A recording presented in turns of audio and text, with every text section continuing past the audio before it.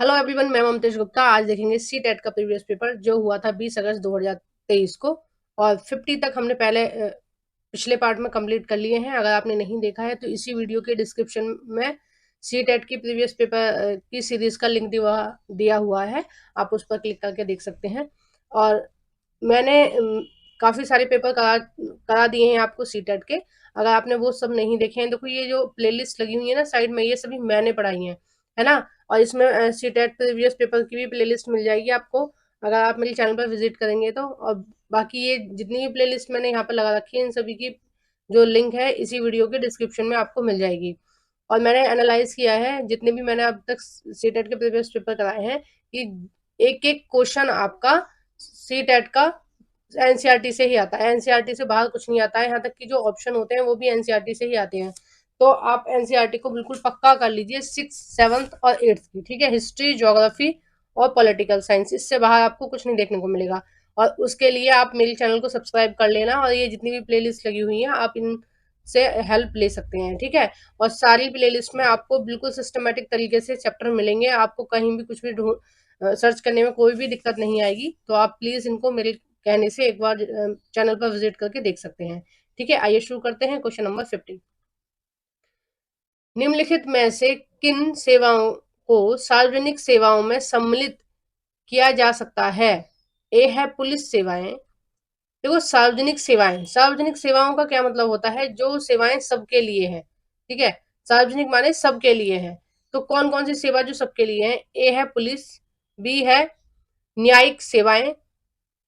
न्यायिक सेवा मतलब जो मतलब कोई भी न्यायालय में जा सकता है जिसके साथ गलत व्यवहार हो रहा है या उसके खिलाफ कुछ भी गलत चीजें हो रही हैं, तो वो न्याय की मांग कर सकता है। ठीक है, सी है शैक्षिक सेवाएं। तो कोई भी शिक्षा प्राप्त करने के लिए जा सकता है। गवर्नमेंट स्कूल भी खुले हुए हैं, प्राइवेट स्कूल भी खुले हुए हैं, तो कोई किसी को रोक नहीं सकता है पढ़ने से। डी है निर्माण सेवाएं। तो जो सार्वजनिक सेवाओं के अंतर्गत आएगा, देखते हैं ऑप्शन में। सही विकल्प का चयन कीजिए। तो देखो, सही विकल्प में कौन कौन सा आएगा? निर्माण सेवाएं नहीं आएंगी। ठीक है, निर्माण सेवाएं कैसी होती हैं? सार्वजनिक नहीं होती हैं, वो होती है निजी। जिसको निर्माण करना है, यानी भवन का या किसी भी चीज का निर्माण, ठीक है, भवन है, मॉल है, कुछ भी चीज बना रहा है, तो वो उसका व्यक्तिगत है। ठीक है, बाकी ये जितनी भी चीजें हैं ये कैसी हैं? सार्वजनिक है। इनकी जो सुविधा लेते हैं वो सभी लोग लेते हैं। ठीक है, चाहे कोई गरीब है, अमीर है, जो भी भारत के नागरिक हैं वो सभी लेते हैं। तो इसका जो सही आंसर हो जाएगा वो हो जाएगा ऑप्शन नंबर 4। ठीक है, नेक्स्ट देखते हैं क्वेश्चन नंबर 51, भारतीय नागरिकों को प्रदत्त किस मौलिक अधिकार की परिधि के अंतर्गत सर्वोच्च न्यायालय ने भोजन के अधिकार, निजता के अधिकार तथा प्रदूषण मुक्त जल एवं वायु के अधिकार की व्याख्या की है? देखिए, ये बहुत ज्यादा इंपॉर्टेंट है, बहुत ज्यादा इंपॉर्टेंट है ये क्वेश्चन। और ये एनसीईआरटी में इसका जिक्र कम से कम 7-8 बार किया गया है। ठीक है, अगर 6 से 8 तक की एनसीईआरटी देखेंगे आप, तो 7-8 बार आपको देखने को मिल जाएगा कि इस आर्टिकल का यूज किया गया है। अभी मैं ऑप्शन में बताऊंगी कौन से आर्टिकल का यूज किया गया है। और देखिए, ये जो क्वेश्चन है आपका 51 वाला जो क्वेश्चन है, ये आपका आया है 8th क्लास की 8th क्लास की एनसीईआरटी है, और चैप्टर नंबर 7 है। ठीक है, चैप्टर नंबर 7 से आया है। हाशिया करण से निपटना, उसमें से आया है। ठीक है, और इसका बहुत बार उल्लेख किया गया है। अब देखते हैं कौन सा है अनुच्छेद। ए है अनुच्छेद 21, बी दूसरा है अनुच्छेद 19, तीसरा है अनुच्छेद 14, चौथा है अनुच्छेद 20। तो इसका जो सही आंसर है वो है अनुच्छेद 21। और एनसीईआरटी में बहुत बार इसका जिक्र किया गया है, तो ये मोस्ट इंपोर्टेंट है, इसको ध्यान रखना। अनुच्छेद 21 के अंतर्गत क्या है कि जो भारत की जनता है उसको, ये सरकार की जिम्मेदारी है कि भारत की जनता को स्वच्छ पानी, स्वच्छ बिजली, स्वच्छ वायु, ये सब चीज मुहैया कराए, जिससे जो उनकी जीवन है वो आसानी से चल सके। ठीक है, भोजन भी, इसलिए हमारे यहाँ राशन की व्यवस्था की गई है कि जो राशन है वो कम से कम दाम पर जनता को मिलना चाहिए।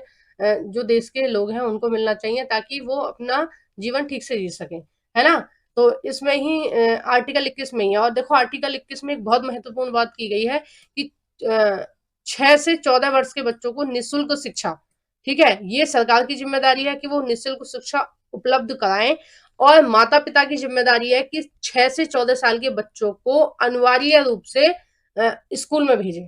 ठीक है, ये माता पिता की भी जिम्मेदारी है, मौलिक कर्तव्यों में जोड़ा गया है ये कि हाँ, सभी का मौलिक कर्तव्य क्या है कि वो 6 से 14 वर्ष के सभी बच्चों को स्कूल में भेजें। ठीक है, ताकि वो निःशुल्क शिक्षा प्राप्त कर सकें। तो इसका आंसर जो हो जाएगा वो हो जाएगा ए, सॉरी पहला। नेक्स्ट देखते हैं क्वेश्चन नंबर 52। भारतीय धर्मनिरपेक्षता। देखिए ना, सबसे पहले मैं आपको धर्मनिरपेक्षता का अर्थ बता देती हूँ ताकि आपको आगे के ऑप्शन भी समझ में आए कि आगे के ऑप्शन क्या कह रहे हैं। ठीक है, भारतीय धर्मनिरपेक्षता, धर्मनिरपेक्षता का मतलब है कि हम सभी धर्म का सम्मान करते हैं, हम किसी भी धर्म के साथ भेदभाव नहीं करेंगे। ठीक है, धर्मनिरपेक्षता का मतलब ये है, जैसे भारत कैसा है, एक धर्मनिरपेक्ष देश है, किसी भी धर्म के साथ यहाँ पर भेदभाव नहीं किया जाता। ठीक है, सभी धर्मों का सरकार सम्मान करती है, उनको बराबर संरक्षण देती है। ठीक है, अगर हमारा देश धर्मनिरपेक्ष नहीं होता तो क्या होता, किसी एक धर्म को विशेष अधिकार दिए होते, किसी दूसरे धर्म को विशेष अधिकार नहीं दिए होते।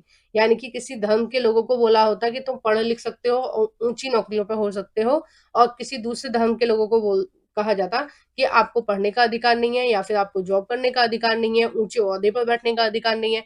ये सारे पक्षपात चलते अगर धर्मनिरपेक्ष नहीं होता। चूंकि हमारा देश धर्मनिरपेक्ष है, इसलिए भारत के प्रत्येक नागरिक को अधिकार है कि वो पढ़े लिखे, जॉब करे अच्छी, वो जिस भी धार्मिक स्थल पर जा सकता है, किसी भी पब्लिक प्लेस पर जा सकता है, मतलब सबके साथ क्या है, समान व्यवहार है ना। धर्मनिरपेक्षता का मतलब है कि हम सभी धर्मों का सम्मान करते हैं, है ना, किसी भी धर्म के साथ हम पक्षपात नहीं करेंगे। तो भारत कैसा है, धर्मनिरपेक्ष देश है। अमेरिकी धर्मनिरपेक्षता से भिन्न है। ठीक है, अमेरिकी धर्मनिरपेक्षता से कैसा है, भिन्न है। दोनों के बीच के भेद की पहचान करने वाले सही विकल्प की निम्नलिखित में से पहचान कीजिए। यानी कि जो भारतीय धर्मनिरपेक्षता की अवधारणा है और अमेरिकी धर्मनिरपेक्षता की अवधारणा है, दोनों में भिन्नता है। अब देखिए कौन सी भिन्नता है वो हमें देखनी है। ठीक है, आइए देखते हैं। ए है, अमेरिका में राज्य और धर्म में से कोई भी एक दूसरे के मामले में हस्तक्षेप नहीं कर सकता। यानी कि कोई भी धर्म ये नहीं कह सकता कि सरकार उस धर्म को बढ़ावा दे या सरकार इस तरह से काम करे, है ना, सरकार अपने रूल चेंज करे क्योंकि उनके धर्म को नुकसान हो रहा है, ऐसा नहीं कर सकता। ठीक है, वहीं राज्य किसी धर्म पर दबाव नहीं डाल सकता कि वो अपने नियमों में बदलाव करे। राज्य स्वतंत्र है कि जो सबके लिए नियम कानून बनाए गए हैं उन्हें सख्ती से पालन कराए। और धर्म का ये है कि धर्म के जो रूल है, रेगुलेशन है, जो भी चीज है, वो किसी भी तरह से राज्य के काम में इंटरफेयर ना करे। ठीक है, राज्य जैसे कर रहा है वैसे ठीक है ना। तो ये बिल्कुल ऑप्शन सही है। नेक्स्ट देखते हैं बी। भारतीय संविधान में अल्पसंख्यकों के अधिकारों की सुरक्षा का प्रावधान है। देखो भारतीय संविधान में बिल्कुल सही है किसका, अल्पसंख्यकों की अधिकारों की सुरक्षा का प्रावधान है ना। तो ये बिल्कुल ऑप्शन सही है और ये आर्टिकल आपके 16 में है। ठीक है, 16 में ही ओबीसी का जिक्र किया गया है, आर्टिकल 16 में। ठीक है, नेक्स्ट देखते हैं सी। अमेरिका और भारत दोनों ही राज्य के मामलों और धार्मिक मामलों में स्पष्ट प्राधिकरण बनाए रखते हैं। प्राधिकरण बनाए रखते हैं, तो ये चीज गलत है, ऐसा नहीं है। ठीक है, नेक्स्ट है डी। अमेरिका में भारत के विपरीत राज्य धार्मिक सुधारों की अनुमति दे सकता है।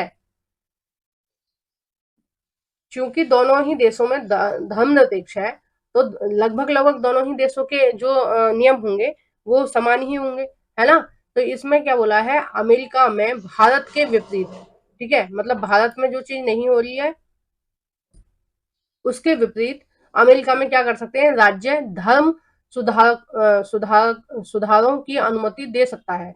तो ऐसा नहीं कर सकता है, क्योंकि अभी हमने ऊपर वाली लाइन में पढ़ा, क्या पढ़ा कि जो अमेरिका में जो धर्मनिरपेक्ष है वो कैसा है, राज्य धर्म के देखो जहां भी राज्य का मतलब आए तो आप स्टेट मत ले जाना, राज्य का मतलब होता है सरकार या देश। ठीक है, वैसे हम इसको स्टेट को राज्य बोलते हैं, लेकिन ज्यादातर जो एनसीईआरटी में जिक्र किया गया है राज्य का मतलब होता है राष्ट्र। ठीक है, तो राज्य क्या कोई मतलब जो अमेरिका है, अमेरिका की जो सरकार है वो धर्म के मामले में इंटरफेयर नहीं कर सकती है। जो धर्म है वो सरकार की किसी भी गतिविधि में इंटरफेयर नहीं कर सकता।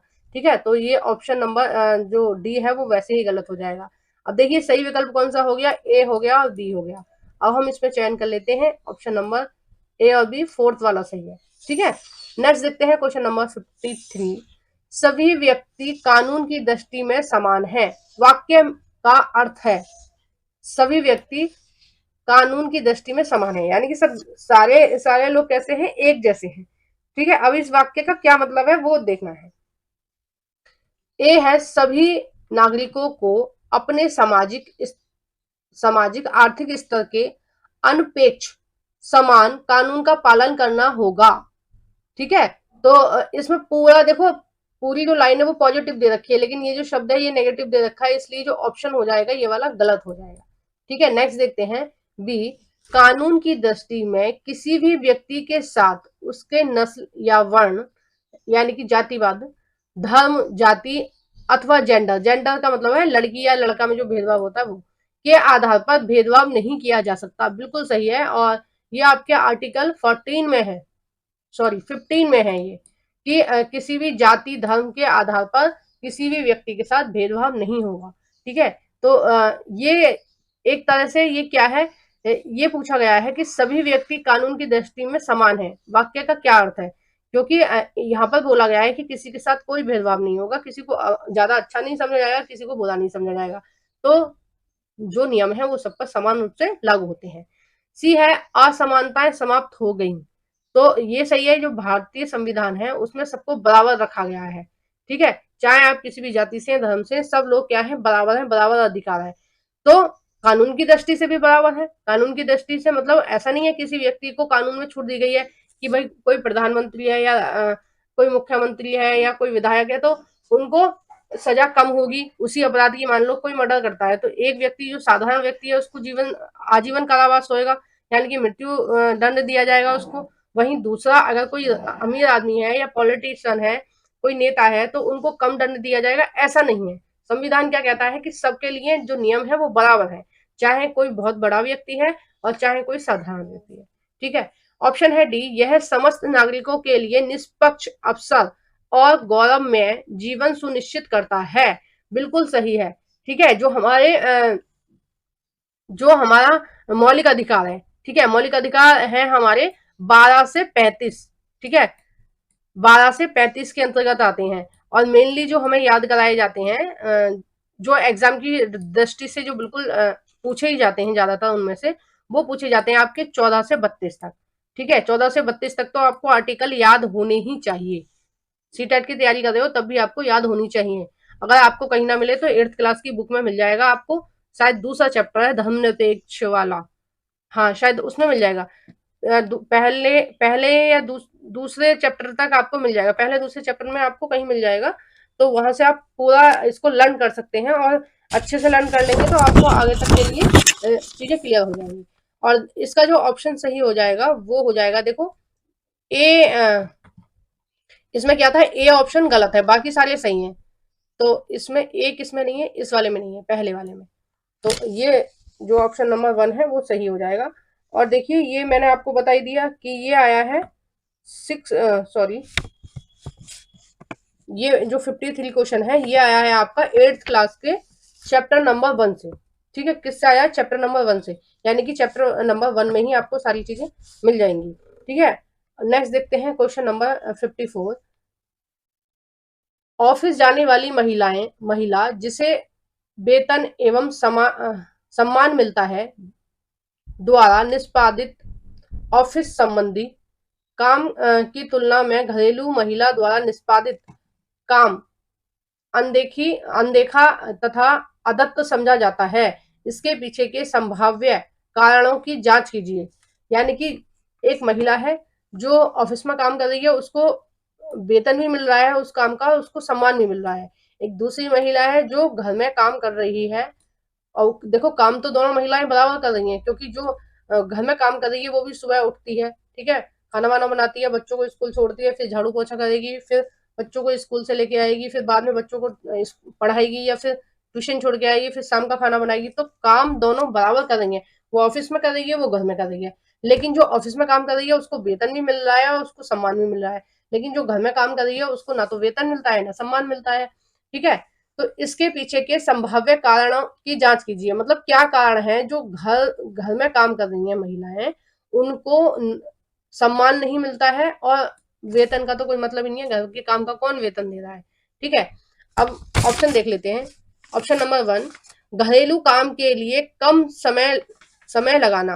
तो ये बात गलत है। देखो, घर के काम में पूरा ही समय लगता है। आपने अपनी मम्मियों को देखा होगा, पूरे पूरे दिन वो काम में लगी रहती है, चाहे काम वो कुछ भी करती हैं लेकिन लगी रहती हैं। ठीक है, अगर आप हाउस वाइफ हैं तो आपको पता होगा कि कुछ ना कुछ काम पूरे दिन रहता ही है। अगर आप घर में हैं तो काम आपको रहेगा ही।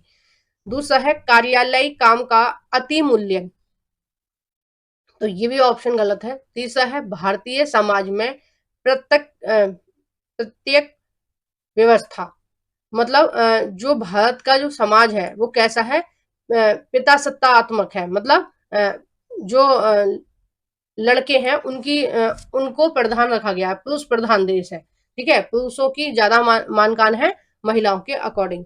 तो क्वेश्चन में तो ये पूछा ही नहीं है ना कि पुरुष की और महिला की तुलना की नहीं गई है, तो ये ऑप्शन सही नहीं होगा। सही कौन सा होगा, 4 होगा। ये होगा घरेलू काम का अमूल्यन, यानी कि जो घर का काम है उसका कोई मूल्य होता ही नहीं है ना। जो लोग हैं उनकी नजर में जो घर का काम काज है उनका कोई मूल्य नहीं है, उनकी कोई कीमत नहीं है कि ठीक है काम कर रही है तो ये इनकी ड्यूटी है इसलिए काम कर रही है, ऐसा समझा जाता है। लेकिन ऐसा नहीं समझना चाहिए। जो भी महिलाएं घर में ही काम कर रही हैं वो एक तरह से सभी लोगों को आगे बढ़ा रही हैं। ठीक है, अगर आपको व्यवस्थित तरीके से आपकी मम्मी है या आपकी बहन है जो भी आपके घर में काम कर रही है या आपकी पत्नी है, अगर वो टाइम से आपको खाना नहीं देगी तो आप ऑफिस नहीं जा पाएंगे। ठीक है, अब जब आप ऑफिस से आएंगे तो वो आपके लिए फिर खाना बना के तैयार रखेगी, आपके कपड़े धो के तैयार रखेगी, आपके घर में झाड़ू पोछा बिल्कुल सेट करके रखेगी।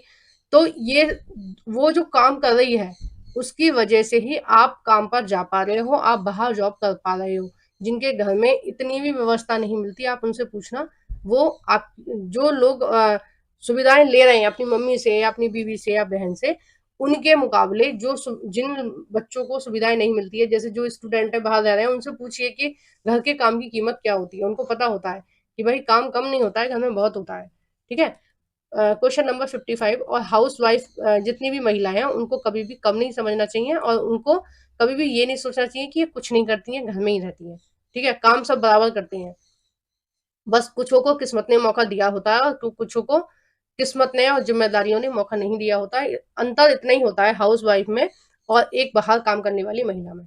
ठीक है, क्वेश्चन नंबर 55, एक कक्षा गतिविधि के समय शिक्षक ने विद्यार्थियों से आदिवासियों जैसा दिखने वाली गुड़िया का चयन करने के लिए कहा। अधिकांश विद्यार्थियों ने रंग बिरंगे कपड़े पहने हुई, सिर पर मुकुट लगाए और नित्य मुद्रा वाली गुड़िया उठा ली। यानी कि उन्होंने क्या बोला कि आदिवासी मतलब जो शिक्षक है वो एक तरह से किस चीज को पढ़ाने की कोशिश कर रहा है कि उसने बोला कि आप गुड़िया का चयन करो। ठीक है, तो अधिकांश जो बच्चे हैं, ठीक है, एक ऐसी गुड़िया का चयन करो जो आदिवासी जैसी दिखती है। ठीक है, तो अधिकांश लोगों ने कैसे उठा लिया कि जो रंग बिरंगे कपड़े पहने हुए है, सिर मुकुट बांधे हुए है और डांस करती हुई है। तो मतलब जो समाज है उसमें कैसी धारणा बनी हुई है कि जो आदिवासी लोग होते हैं वो डांस करते हुए मिलेंगे, नाचते गाते हुए मिलेंगे, यानी कि वो मस्त रहते हैं, उनके सिर पे मुकुट होता है और वो कैसे कपड़े पहनते हैं, रंग बिरंगे कपड़े पहनते हैं। तो ये क्या है, ये एक रूढ़िबद्ध धारणा बनी हुई है। ठीक है, लोगों के माइंड में कि जो आदिवासी होते हैं वो ऐसे ही होते हैं। और देखो इसके ऊपर पूरी एक कहानी दी हुई है, 8th क्लास की पॉलिटिकल साइंस एनसीईआरटी है और इस चैप्टर नंबर 5 है ये। ठीक है, और इस चैप्टर में जो आदिवासी हैं उनकी एक पूरी कहानी दी हुई है। मैंने कहानी पूरी पढ़ के बताई भी थी आपको, समझाया भी था उसमें कि ज्यादातर टीवी में भी क्या दिखाया जाता है, जो आदिवासी लोग हैं, ठीक है, कुछ लोग देख रहे होंगे, सुन रहे होंगे, आदिवासी जो समुदाय से आते हैं स्टूडेंट वो भी सुन रहे होंगे कि ज्यादातर उनके समुदाय को कैसा दिखाया जाता है। अगर हम टीवी में भी उनका कल्चर देखेंगे तो किस तरह से दिखाया जाता है कि रंग बिरंगे कपड़े पहन रखे हैं, मुकुट बांध रखा है, डांस वांस करते हुए दिखाया जाता है। जबकि ऐसा नहीं है, ये एक रूढ़िबद्ध धारणा बनाई रखी है लोगों ने। क्योंकि ये क्या है, पीढ़ी दर पीढ़ी रूढ़िबद्ध धारणा क्या होती है, रूढ़िवादी क्या होता है, जो जो सोच पीढ़ी दर पीढ़ी ट्रांसफर हो रही है, ठीक है, मतलब हम उस समुदाय को या उस व्यक्ति को उसको जाने बिना जज कर रहे हैं। हमने ये अवधारणा बना रखी है कि ये लोग ऐसे ही होते हैं। चाहे अब आदिवासी लोगों में परिवर्तन आ गया है, आदिवासी लोग भी पढ़ने लगे हैं, लिखने लगे हैं, जॉब कर रहे हैं, सारी चीज कर रहे हैं, लेकिन हमने क्या अपने माइंड में ये सेट कर रखा है कि आदिवासी लोग ऐसे ही होते हैं। तो ये क्या है, रूढ़िवादी अवधारणा है, क्योंकि ये पीढ़ी दर पीढ़ी इस तरह से ही चली आ रही है। ठीक है, नेक्स्ट देखते हैं क्वेश्चन नंबर 56। निम्नलिखित कथनों को पढ़िए तथा सही विकल्प का चयन कीजिए। अभी कथन है ए, संघीय व्यवस्था भारत में सांस्कृतिक विविधताओं की आवश्यकताओं और तथा मांगों का पालन करती है। संघीय व्यवस्था, देखो संघीय व्यवस्था क्या होती है, संघीय व्यवस्था होती है कि एक केंद्र होगा, जैसे हमारे भारत में है, एक केंद्र होगा और बहुत सारे राज्य होंगे, ठीक है, और वो जो केंद्र होगा वो इन सारे राज्यों को एकजुट इन सारे राज्यों को एकजुट करके रखेगा, ठीक है, और उनको जिस भी चीज की जरूरत होगी वो केंद्र जो होगा उनका नेतृत्व करेगा, ठीक है, सभी राज्यों का। हमारे देश में इस तरह से ही तो है, बहुत सारे राज्य हैं हमारे देश में, और उन सबको जो पोषित करता है, जो देखरेख करता है या ऑब्जर्व करता है, वो कौन करता है, केंद्र करता है। जो मेन शक्ति है वो किसके पास है, केंद्र के पास है, और बहुत सारे राज्य हैं, तो क्या है, एक संघ बना हुआ है हमारे भारत में, ठीक है। पालन आवश्यक, ये जो 56 है, तो नेक्स्ट पढ़ते हैं, ये वाला तो ऑप्शन सही हो गया कि संघीय व्यवस्था भारत में सांस्कृतिक विविधताओं की आवश्यकताओं और मांगों का पालन करता है, बिल्कुल सही। नेक्स्ट देखते हैं तर्क आर, यह देश में अभिशासन में बहुलित चरण या स्तर स्थापित करती है, बिल्कुल सही है। देखो, अभिशासन के बहुलित चरण, इसका मतलब क्या हुआ, तर्क दे रखा है इसमें कि जो संघीय व्यवस्था होती है उसमें जो सरकार होती है वो कई सारे स्तर की होती है, ठीक है। अपने भारत में कितने स्तर की है, 3 स्तर की है, ठीक है। अभी एनसीईआरटी चल रही है 6 क्लास की, उसमें मैं पढ़ा रही हूँ यही चीज, जो सरकार वाला चैप्टर है, शायद कल अपलोड होगी वो वाली वीडियो, भारत सरकार क्या है, ठीक है, उसमें मैंने बताया कि जो सरकार है उसके कितने स्तर है, उसके 3 स्तर है। पहला स्तर है आपका केंद्र, ठीक है, पहला क्या है, केंद्र स्तर है, केंद्र सरकार का स्तर है जिसमें आपकी संसद होगी। दूसरा स्तर जो है वो आपका राज्य का स्तर है, ठीक है, और तीसरा स्तर कौन सा है आपका, स्थानीय सरकार। देखो स्थानीय सरकार में क्या आएगा, ग्राम पंचायत आएगा, गांव का प्रशासन आएगा और नगर प्रशासन आएगा, ठीक है। जो तीसरा स्तर है स्थानीय स्तर, पंचायत राज आएगा उसमें, और गांव का शासन आएगा, और गांव का प्रशासन आएगा, ठीक है।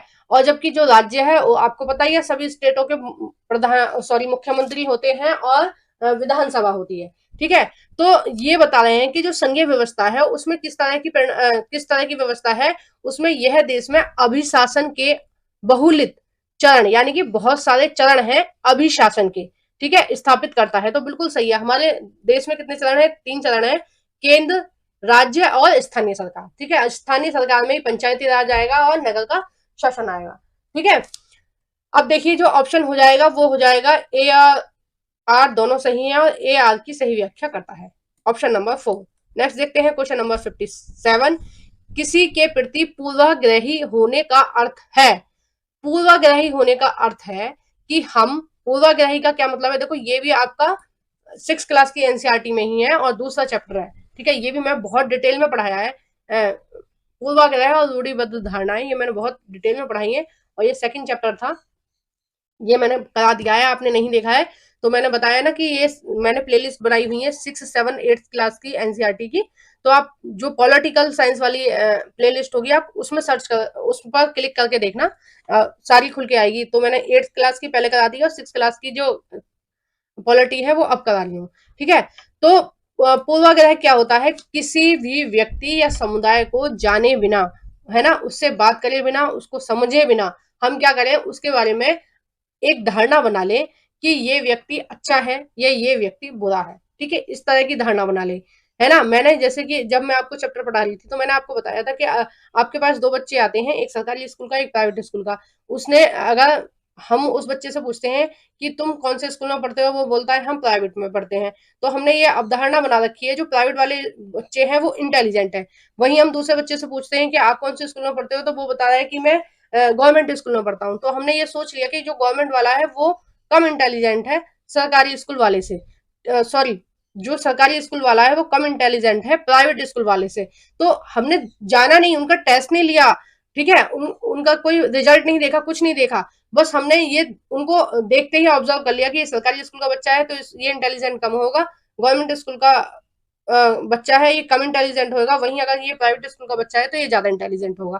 जबकि इसका अपोजिट भी हो सकता है, नालायक बच्चे प्राइवेट में भी मिलते हैं, ऐसी बात नहीं है प्राइवेट में नहीं मिलते, और इंटेलिजेंट बच्चे गवर्नमेंट में भी मिलते हैं। देखो हर विभाग में गवर्नमेंट स्कूल के बच्चे भी जाते हैं, चाहे आप मेडिकल लाइन ले लो, टीचर लाइन ले लो, या फिर आईआईटी ले लो, कोई भी बीटेक वगैरह कुछ भी आप देख सकते हैं, सब हर जगह आपको कोई ना कोई बच्चे गवर्नमेंट स्कूल से भी मिल जाएंगे।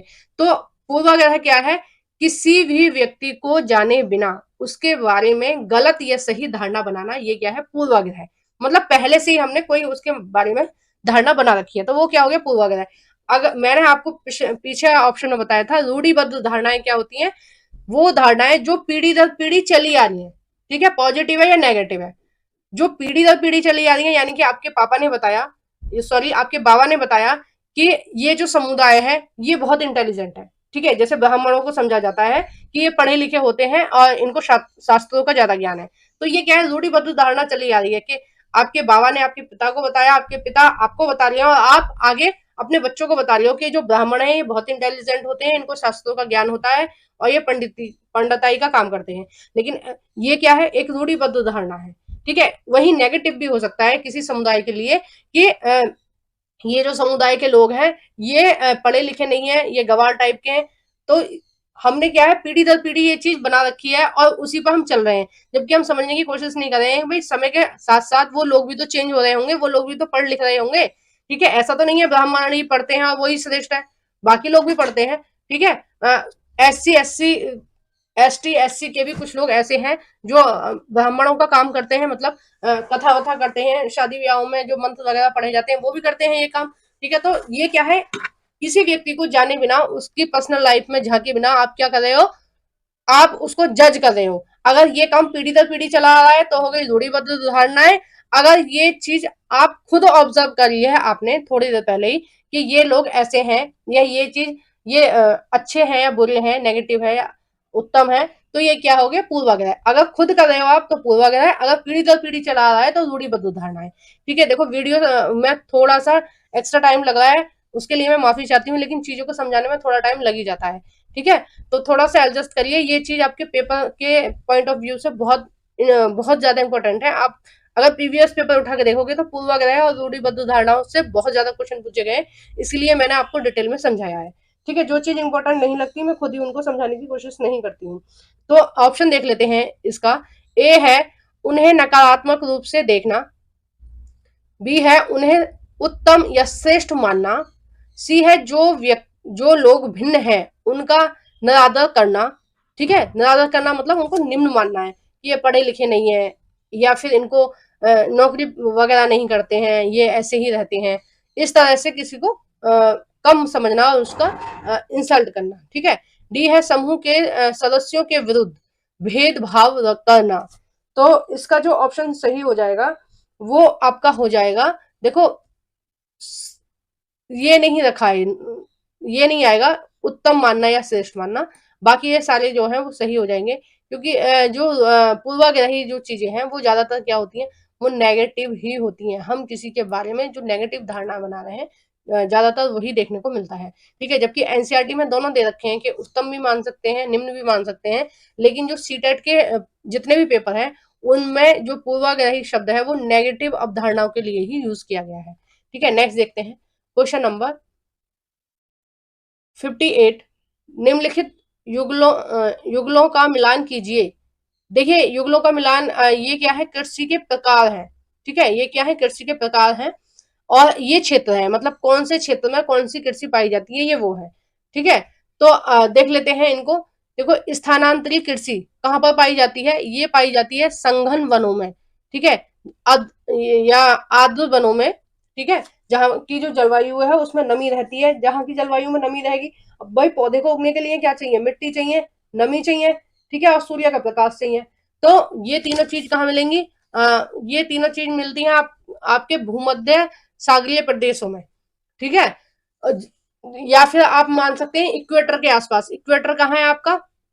भूमध्य रेखा के आसपास के जो क्षेत्र हैं उनमें मिलते हैं संगलमन, ठीक है। और वहां पर कौन सी होती है? स्थानांतरित कृषि होती है। स्थानांतरित कृषि कैसी होती है कि जो आदिवासी लोग हैं वो ये इस तरह की कृषि करते हैं, वो किसी स्थान पर जाते हैं और उस स्थान के पेड़ को काट लेते हैं जितनी उन्हें कृषि करनी होती है, और 2 से 3 साल वहां पर कृषि करते हैं। जब उनको लगता है कि ये भूमि बंजर होने वाली है, फिर उसको छोड़कर फिर वो दूसरी जगह जाते हैं, फिर दूसरी जगह के वनों को साफ करते हैं, उस पर आग लगाते हैं। इसको कर्तन और दहन कृषि भी बोलते हैं। फिर उनको काटते हैं, कर्तन माने काटते हैं और दहन माने आग लगाते हैं, और उसके बाद फिर वहां पर 2-3 साल खेती करते हैं। और जब वहां की भूमि में उर्वरकता खत्म हो जाती है, यानी कि फसल कमजोर होने लगती है, फिर वहां को छोड़कर फिर दूसरी जगह जाते हैं। तो इस तरह की जो कृषि है वो किस क्षेत्रों में पाई जाती है? वो संघन वनों के क्षेत्रों में पाई जाती है, ठीक है। नेक्स्ट है बी, वाणिज्यिक अनाज कृषि। तो वाणिज्यिक अनाज कृषि कहाँ पर होती है? ये होती है आपके शीतोष्ण घास के मैदानों में, और सबसे ज्यादा जो कृषि होती है वो शीतोष्ण घास के मैदानों में ही होती है, ठीक है। और शीतोष्ण जो पाया जाता है कटिबंध, वो कहाँ पाया जाता है? देखो देखो टाइम बहुत हो रहा है, मैं खुद भी जल्दी जल्दी कराने की कोशिश करती हूँ, फिर भी टाइम हो जाता है। ये क्या है? 0 डिग्री है, ठीक है। ये क्या है? 0 डिग्री है। अब इसके 23 डिग्री उत्तर में और 23 डिग्री दक्षिण में कौन सी है? ऊपर में कर्क रेखा है और नीचे में क्या है? मकर रेखा है ना। तो इसके बाद वाला जो क्षेत्र है, किसके बाद वाला? कर्क रेखा से ऊपर वाला क्षेत्र, ठीक है, ये वाला क्षेत्र, और मकर रेखा से नीचे वाला क्षेत्र जो है, इसको क्या हम बोलेंगे? इसको बोलेंगे शीतोष्ण कटिबंध। और यहाँ पर सबसे ज्यादा बारिश होती सबसे ज्यादा फसल उगाई जाती है, क्योंकि यहाँ का जो टेम्परेचर है वो कैसा होता है? नॉर्मल टेम्परेचर होता है ना। तो पौधों को उगने के लिए कैसा चाहिए? नॉर्मल टेम्परेचर चाहिए, ना तो बर्फ जैसा माहौल चाहिए और ना आग जैसा माहौल चाहिए, जैसा कि 50-60 डिग्री हो जाता है जून के महीने में। इतनी डिग्री होएगा तो पौधे को नमी मिलेगी नहीं, तो पौधा आगे बढ़ेगा नहीं, पौधा खुद भी जल जाएगा। आप भी तो जल जाते हो ना इतनी तेज धूप में जाके। तो सबसे अच्छा जो वातावरण होता है वो कौन सा होता है? शीतोष्ण होता है, ठीक है। और शीतोष्ण में सबसे ज्यादा कृषि की जाती है और वाणिज्यिक अनाज उगाए जाते हैं। वाणिज्यिक का मतलब है कि जो कृषक होते हैं वो अपने खाने, केवल अपने खाने के लिए नहीं उगाते हैं, बाकी बाजार में बेचने के लिए उगाते हैं, ठीक है। नेक्स्ट है गहन निर्वाह कृषि। देखो ये जो गहन निर्वाह कृषि है ये कहाँ पर की जाती है? जहां पर जनसंख्या अधिक होती है ना। अब जनसंख्या अधिक है तो अनाज की पूर्ति कैसा होगी? कि वो क्या करते हैं? वो बहुत ज्यादा खाद वगैरह डालकर, फर्टिलाइजर डालकर ज्यादा से ज्यादा फसल उगाने की कोशिश करते हैं, और ये ऐसा कहाँ होता है? जहां पर जनसंख्या ज्यादा है। नेक्स्ट है डी, चलवासी पशुचरण। चलवासी पशुचरण जो कृषि है वो कहाँ होती है? वो होती है अर्ध शुष्क और शुष्क प्रदेशों में। यानी कि जो चलवासी कृषि है वो किस तरह की कृषि है कि जैसे रेगिस्तान है ना, या ऐसे कोई इलाके हैं जहां पर जो बारिश है वो बहुत कम होती है। अब देखिए बारिश कम होगी तो नमी कम होगी, नमी कम होगी तो पौधा नहीं उगेंगे, और जो पशु है उनको तो खाने के लिए कुछ चाहिए, वो क्या खाते हैं? पेड़ पौधे खाते हैं, क्योंकि वो शुद्ध शाकाहारी होते हैं। तो जो शुष्क क्षेत्र है या अर्ध शुष्क क्षेत्र है, वहां के लोग क्या करते हैं कि जब मौसम अच्छा होता है, बारिश प्रॉपर बारिश वारिश हो रही है या हरियाली हो रही है, तब तक वहीं अपने पशुओं को चराते हैं। और जब वहां पर जो पेड़ पौधे हैं वो खत्म होने लगते हैं तो वो क्या करते हैं? वो मैदानी इलाकों में आ जाते हैं, ठीक है। अब अगर हम अर्ध शुष्क और शुष्क प्रदेशों की बात करें तो ये कहाँ मिलते हैं? हमारे राजस्थान में मिलते हैं, ठीक है, महाराष्ट्र में भी मिलते हैं। तो वहां पर जो लोग पशुओं का काम करते हैं, पशुओं को पालते हैं, वो क्या करते हैं कि जब तक हरियाली उनके स्थान पर रहती है, जब तक वहां चलाते हैं, उसके बाद अपने भेड़ बकरियों को लेके वो दूसरे स्टेट की तरफ चल देते हैं, जहां पर उनको घास के मैदान, लंबे चौड़े घास के मैदान मिल जाते हैं, ताकि वो अपने पशुओं को चरा सके। अगर आप गांव देहात से हैं तो आपने देखा होगा कि कोई एक व्यक्ति 100 के लगभग 150 भेड़ों को लेकर चल रहा है, या गायों को लेकर चल रहा है, कई लोग ऊंटों को लेके भी चलते हैं। तो वो किस तरह के लोग होते हैं? वो चलवासी लोग ही होते हैं। वो क्या करते हैं? चलते रहते हैं एक स्थान से दूसरे स्थान, ताकि उनके पशुओं को खाना मिल सके, ठीक है। और देखिए इसको मिलाने में थोड़ा टाइम लगेगा, आप लोग मिला लेना वीडियो को पॉज करके, ठीक है। कौन सा ऑप्शन सही है? 58 का ये आपका हो जाएगा ऑप्शन नंबर 1, ठीक है। मिलान आप अपना आप कर लेना। नेक्स्ट देखते हैं क्वेश्चन नंबर 60। चलो इसको हम नेक्स्ट वीडियो में देखेंगे, यहाँ से 60 से। तो आपको मेरी वीडियो कैसी लगी प्लीज आप कमेंट बॉक्स में बताना, और आपको कुछ भी गलत लगा हो या आपको ऐसा लगा हो कि वो कोई मेरे समझाने में गलती तरीका गलत है या किसी भी तरह से कोई भी फॉल्ट है, तो प्लीज आप कमेंट बॉक्स में बताइए। अगर आपको मेरी कोई भी पढ़ाने का तरीका अच्छा लगा है या कंटेंट अच्छा लगा है तो भी आप कमेंट बॉक्स में बताइए। और जो भी फ्रेंड आपके सीटेट की तैयारी कर रहे हैं प्लीज उन फ्रेंडों के साथ मेरी इस वीडियो को शेयर कर देना और लाइक करना तो बिल्कुल भी मत भूलना। और अगर मेरे चैनल पे आप नए हो तो प्लीज मेरे चैनल को सब्सक्राइब कर देना। Thank you for watching everyone.